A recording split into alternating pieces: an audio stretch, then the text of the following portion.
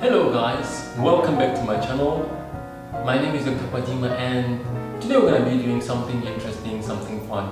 I came across an article online called 16 Things I Wish I Knew Before I Become a Doctor by Cosmopolitan. So I'm going to be going through the list and hope you guys find this interesting because I definitely did.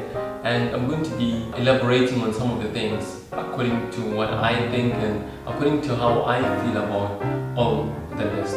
So here's the first thing on the list. So the first thing on the list is be prepared to give up your life because the time commitment is even more than you think. I actually agree to this. The time commitment is more than you think. For example, I can come to work around 7 o'clock in the morning and I'm expected to leave work around 5 p.m. but I end up being at work till 9 p.m. because maybe an emergency comes about, and as an intern, all emergencies are your emergencies. So goodbye to your life, goodbye to those spontaneous days that you like going to. So the first thing on the list, I actually do agree. Say goodbye to your life because this commitment is a huge commitment. It's not for the faint-hearted.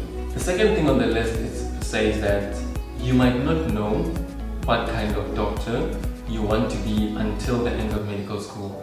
This is actually true. Not even up to the end of medical school. After I'm done with medical school, I'm doing my internship and I still don't know what kind of doctor I want to be. I'm caught up between pediatrics, obstetrics, surgery, orthopedics. It's just, I'm still weighing my options. I'm still deciding which one I think is good and which one I think is not that good for me. And the next thing on the list is when you choose a specialty, you're basically choosing it for life. This is actually not that true. When you're choosing a specialty, for example, you can choose obstetrics and gynecology. It can be for life if you don't decide to re-specialize in something.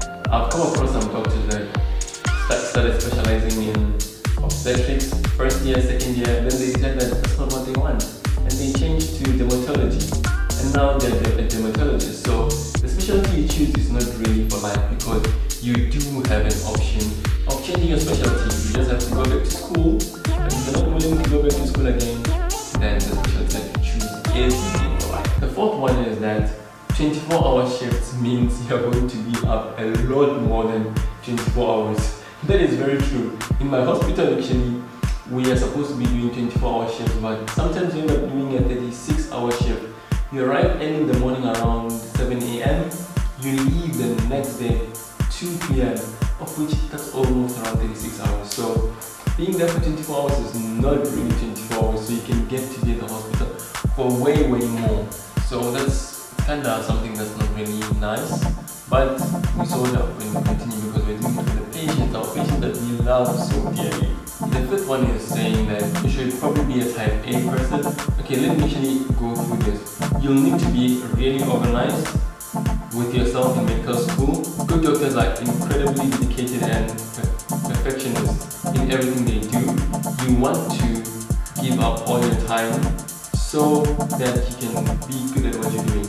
Well, I don't really agree with this because being a type A person can kind of be different. If you are a doctor, you are dedicated in what you are doing, you are there for your patients, you are organized with your work. I'm not really an organized person, but when it comes to my patients, I am really good to my patients. I make sure that they're good, I do my follow-ups, I check up on them. Even at night, sometimes I can just hop into the hospital, check on the patients that I think that is a bit severe and give feedback to the specialist. And I don't really agree with this point, but I am really dedicated in my work and I'm dedicated in what I do and I go the extra mile for my patients. So I think that counts as something, I don't know, type A positive, A plus. The sixth one, you are not going to be the smartest person in the room. That is very true. You know, when they say you're the smartest person in the room, it means you know literally everything that happens, but when you start becoming a doctor, you'll be humble. You might think you know something, and a nurse who's had experience for so many years just corrects you. One of the most simplest things, they correct you in there. Okay, I thought I knew everything. You don't know everything. You're not the smartest person in the room all the time.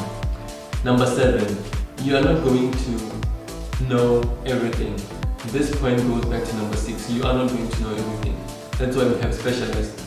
If you see something that's cardio, you call cardiologist, gynecologist, neurologist, name all the specialists. The 8th one, you are going to mess things up. Well, yes, you are going to mess things up, but this statement, I think, when they say messing things up, it means like you are going to do something that maybe you didn't do right or you didn't have enough knowledge to do, but at that moment, impromptu decisions, for example, instead of giving a dose of 625 for amoxicillin, you end up giving 500 on the prescription. They go to the pharmacist to look for it, the pharmacist sends them back because you prescribed the wrong dosage and it has to be adjusted. And it usually happens a lot with medications where you get to mess up a bit. And yeah, that's one of the things you do get to mess up as a doctor. Number 9, you need to be really good at working with people. This, I totally agree. If you guys watched my previous video, I was talking about communication. Communication is very, very, very key in medicine because you have to find common ground with your patients. You have to find a way to reach out to them, to communicate with them. So you need to be good with people.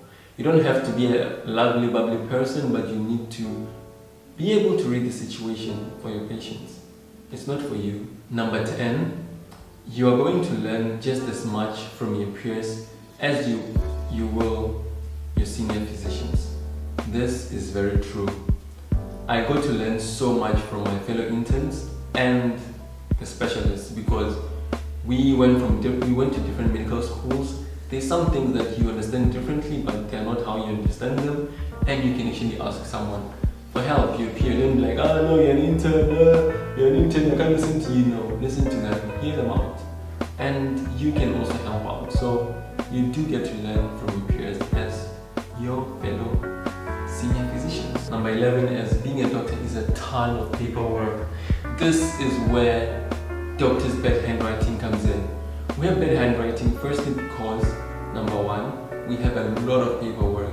You get to see, let's say in a day, if you get to see 30 patients, you have to write 30 pairs of notes, 30 pairs of treatment charts. If there is any discharges, you're going to have to write discharges of that certain amount. If there's anything to refer, you're going to have to write that. That's a lot of writing, a lot of paperwork. When you're dealing with insurances, you have to always be writing. So a lot of paperwork as a doctor. It's not just a hands-on thing.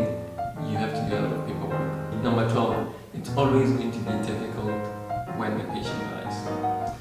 This is very true. Like, you get used to the idea of someone dying, but you don't get used to death itself. Like, every death hits you differently. Some deaths hit you harder, some deaths hit you less harder, but you never get used to it. Number 13, doctors and nurses don't always get along. This, I agree, especially with new doctors. People come in hot thinking they know everything, but always remember, experience matters. Most nurses have been there for years, so you get to try not be against them, but be with them and let them help you because they have more experience. You have medical knowledge from textbooks, which is good, but experience and textbook comes way differently. Sometimes you need to improvise, and because the nurse has experience, sometimes it gets to a point where maybe you want to prescribe something, but the nurse is like, no, why are you prescribing this?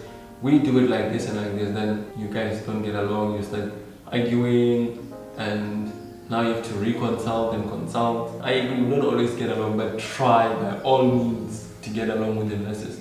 If they say something and you're not really convinced it's right, find a better way to communicate it to them that I think this and this should be done like this. And most of the time when you find a way to communicate mutual ground, they actually do understand. They are very nice people. Number 14, you're going to be in charge of other interns after just a year.